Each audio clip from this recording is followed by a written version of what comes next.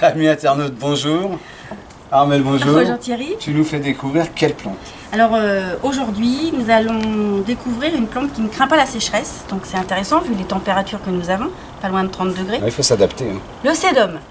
Le sédum, ou communément appelé orpin.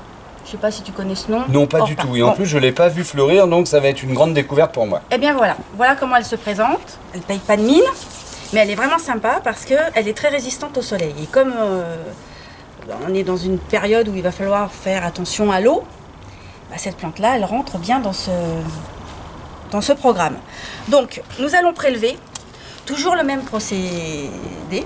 On prend une lame de rasoir ou un outil tranchant préalablement nettoyé pour ne pas amener de maladie à la plante que nous allons prélever.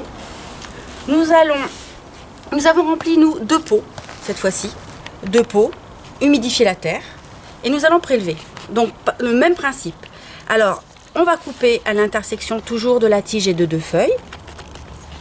Voilà, la bouture elle est prête. Et ici, bon, ça se voit pas, le porc est toujours joli. C'est la règle pour toutes les boutures. Ensuite, je vais la préparer, donc je vais couper bien en dessous. Je vais enlever la feuille et là j'y vais franco parce que je connais la plante et elle est résistante. Et là ma bouture, elle est prête. Ensuite, je trempe toujours dans l'hormone de bouturage qui est un accélérateur de croissance au niveau pour les racines. Je prends mon petit bâton. Je la pose, enfin je la mets dans le petit trou que j'ai fait préalablement et je borne. Donc borner, c'est toujours bien tasser autour de la bouture pour que la terre adhère bien à la tige. Voilà, je vais en refaire une autre pour être sûr que vous ayez bien compris le mécanisme. Alors pareil, on va faire une bouture de tête. Je vais couper proprement de manière... Alors ça se voit, on voit bien que j'ai prélevé, mais c'est net. Oui, il n'y a, pas de chicot, il n'y a rien. Il n'y a pas de chicot. Là, c'est pareil. Alors, on tire d'un coup sec. Ça casse bien. Hein, ça casse bien. Là, je trouve que je suis un peu loin de l'intersection de la tige et des feuilles. Donc, je vais recouper juste en dessous, proprement. Là, la bouture, elle est propre. Même procédé que tout à l'heure. Je trempe dans l'hormone de bouturage. Je fais un trou avec le petit bâton. Je mets la plante et je borne. Voilà, là nos boutures elles sont faites. Donc, pour savoir combien de temps ça prend, on a fait l'expérience. Nous, les voici, celles que nous avons faites préalablement avant de tourner la vidéo. Le système racinaire, t'as vu, il est super bien, non, il est très bien développé. Et au bout de combien de temps? Alors, ça a été fait le 5 mai et nous sommes le 12 juin. 12 juin. Donc là, la bouture est vraiment viable. Il n'y a aucun souci. 1 mois et quelques jours. Voilà. Alors, elle fleurit en juin. Elle peut commencer en juin, fin juin, juillet, août. Quelle couleur? Alors, elle sera dans les tons blanc, rose. D'accord. Il ne faut pas chercher du jaune dans les... Ah si, il y a des... Bon, on verra une autre variété de sédum. Parce qu'on a fait mais pas dans celui-ci. Voilà, pas dans celui-ci. Donc, elle sera dans les tons... Cette variété-là, blanc-rose. D'accord. Tu voulais nous montrer un insecte qui est oui. Alors, qui se loge dans les sédums. Alors évidemment, il y a des avantages, mais il y a toujours des inconvénients dans cette plante. Il y a une bête, voilà, la voilà. Petite chenille. Alors elle tient la sécheresse. Par contre, il y a des petits vers, des petites chenilles qui viennent se mettre souvent dans les têtes du sédum. En fait, ce qui se passe, c'est que normalement, là, nous l'avons décollé, mais normalement, les 2 feuilles du dessus sont collées. Donc quand vous voyez que votre sédum, il a vraiment les feuilles bien aplaties et bien collées, c'est que dedans, il y a la chenille avec sa chrysalide. Donc il faut l'enlever. Voilà, il faut l'enlever parce que ça mange tout. Regardez, ça fait des trous partout. Faut bien qu'elle se nourrisse. Voilà. Ces petites Moi, bêtes, je connais que ça comme des avantages parce que vraiment, elle tient vraiment bien au soleil. Donc, pour revenir à nos boutures, avant de les mettre à bouturer dans un endroit protégé, il faut les arroser.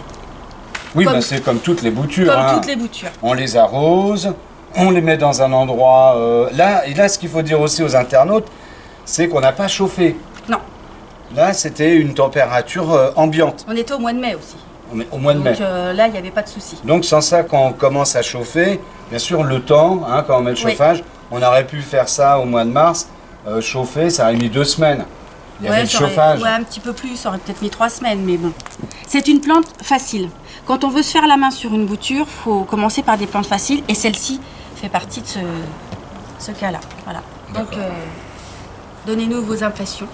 Donc ce qu'on fera aussi, on va vous faire une vidéo avec des boutures de plantes difficiles, même sur les divisions, et vous montrer le stress Ouais. hein, que peut avoir une bouture ou une plante qu'on divise. Oui, tout à fait. Parce que c'est phénoménal. Là, on vous montre un produit qui est déjà fini, et on suivra les étapes une par une, et vous verrez que les plantes, on n'a pas l'impression qu'elles vont donner. Hein. Ouais. Il faut être patient, il faut bien les surveiller. Ben voilà, amis internautes, À bientôt. à bientôt, et puis merci. Alors, nous voici donc Thierry au bout de 2 mois. Oui, 2 mois après le bouturage. Voilà la bouture. Donc, Donc tu peux nous montrer. voilà la racine. Puis Donc, on voit hein, que ça fleurit. Hein. Donc là, elle est prête à être plantée maintenant, il n'y a aucun souci. Alors, petit conseil de culture quand même. Déjà, ça fleurit à partir du mois d'août jusqu'au mois d'octobre. Et si on a un beau mois d'octobre, ça peut aller jusqu'au 15 novembre. Bon, tout dépend les régions et tout dépend la température qu'on va avoir. Elle est très sujette à être attaquée par des escargots et des limaces. Oui, ça on avait vu avec la petite Voilà. chenille. Donc hein. ça, il faut rappeler.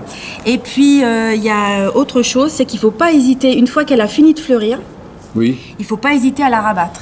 Mais quand je dis la rabattre, c'est vraiment la rabattre complètement. Donc là, on va pas le faire sur cette plante-là parce qu'on enlèverait toute la floraison et c'est bien dommage. Mais quand ça commence à vraiment à flétrir, quand les feuilles commencent un petit peu à pourrir, on rase. Donc on se met là sous 2 feuilles, Même plus bas, À hein, l'intersection. ouais. Même une feuille. Hein, ouais. une feuille, Et on rase tout. et on rase tout. Et ça va disparaître en hiver. D'accord, très intéressant parce que bon, comme c'est. Ça une disparaît, vivace, voilà, hein. ça disparaît en hiver. Donc il faut quand même marquer un petit peu l'emplacement parce que on voit un petit peu des départs, mais si on n'a pas l'habitude de suivre ça dans le jardin, on risque de le perdre. Donc on met une petite étiquette en marquant sédum en attente et puis on le récupère l'année d'après. D'accord, ben sur ce, hein, maintenant on sait comment faire une bouture de sédum. Oui, facile. À Merci.